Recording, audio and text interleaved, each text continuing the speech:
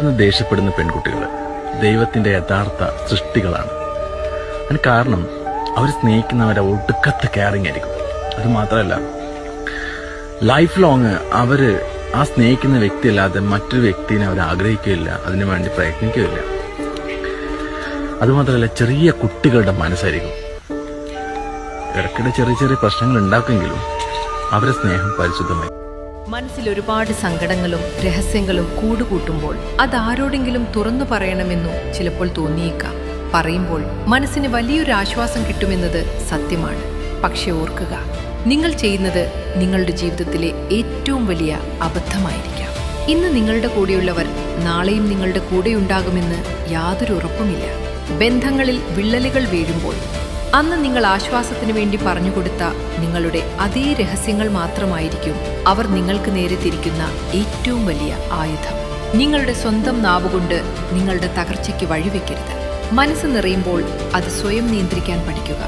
അല്ലാതെ നിങ്ങളുടെ രഹസ്യങ്ങൾ വിറ്റ് മറ്റുള്ളവർക്ക് മുന്നിൽ ഒരിക്കലും കോമാളിയാകരുത്. നമ്മുടെ ജീവിതത്തിൽ ആരെയും നമ്മൾ പിടിച്ചു നിർത്താൻ ശ്രമിക്കരുത്. അങ്ങനെ ചെയ്യുന്നതാണ് ഏറ്റവും വലിയ തെറ്റ്. നമ്മളെ മനസ്സിലാക്കുന്നവര് അത് മാത്രം മതി. പണത്തിന്റെ ഒരു ബലം ഉണ്ടല്ലോ, അത് വളരെ വലുതാണ്. അത് ഇനി ആരൊക്കെ എന്തൊക്കെ സ്നേഹമാണ്, മറ്റാണ് മറിച്ചാണ് എന്നൊക്കെ പറഞ്ഞാലും ജീവിതത്തിന്റെ ഒരു പരമാർത്ഥം എന്ന് പറയുന്നത് നമ്മുടെ സാമ്പത്തികം തന്നെ. അതില്ലെങ്കിൽ പണമില്ലാത്തവൻ പിണത്തിന് സമം എന്നും ഒരു പഴഞ്ചൊല്ലുണ്ട്. അതങ്ങനെ തന്നെയാണ്. അതാണ് ഏറ്റവും വലിയ ശക്തി എന്ന് ഞാൻ.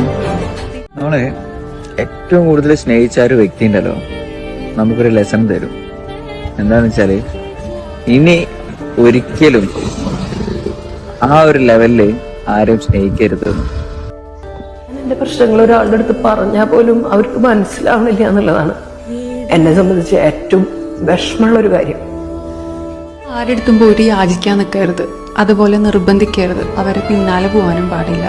അവരെന്താണോ നമുക്ക് നൽകിയത് അതേ പരിഗണനയും അതേ സ്നേഹവും മാത്രം നമ്മൾ തിരിച്ചു കൊടുക്കാനായിട്ട് ശ്രമിക്കുക.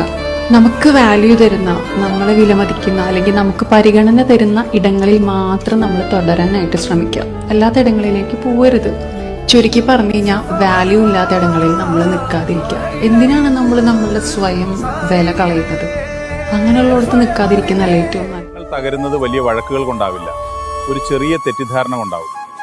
ഒരാൾ പറയാൻ ആഗ്രഹിച്ചതും മറ്റൊരാൾ മനസ്സിലാക്കിയതും തമ്മിലുള്ള ചെറിയ അകലമാണ് പലപ്പോഴും വലിയ മുറിവാകുന്നത്.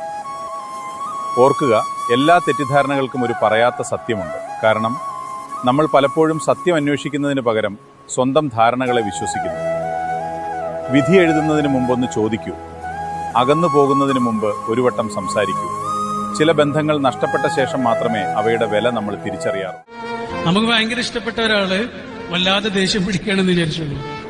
പതിവിലേറെ അയാൾ നമ്മളോട് ചൂടാവുക, ദേഷ്യാവുക.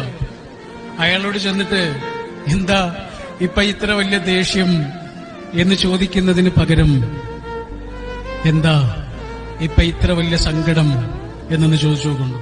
പറയാൻ ഏറ്റവും നല്ലത് യജമാനനായ റബ്ബിനോടാണ്. പരിഹാസം ഉണ്ടാവില്ല, കളിയാക്കലില്ല, കൈവിടുകയുമില്ല. കുറച്ച് വൈകിയാണെങ്കിലും ആഗ്രഹിച്ചതിലും കൂടുതൽ ആ റബ്ബ് തന്നിരിക്കും ഇൻഷാ അല്ലാഹ്.